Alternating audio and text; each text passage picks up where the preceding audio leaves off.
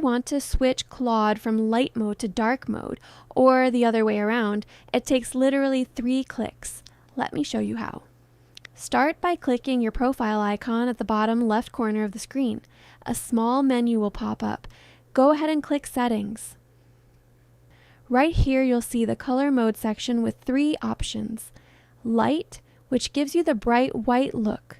Dark, which switches everything to a dark background, easier on the eyes, especially at night.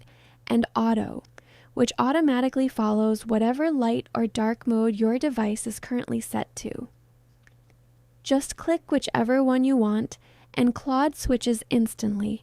No saving, no restarting. It updates right away. I personally like Auto because it automatically switches between light and dark depending on the time of day, so I don't have to keep changing it manually. And that's it. 3 clicks and you're done. Light, dark, or match system, whichever feels right for you.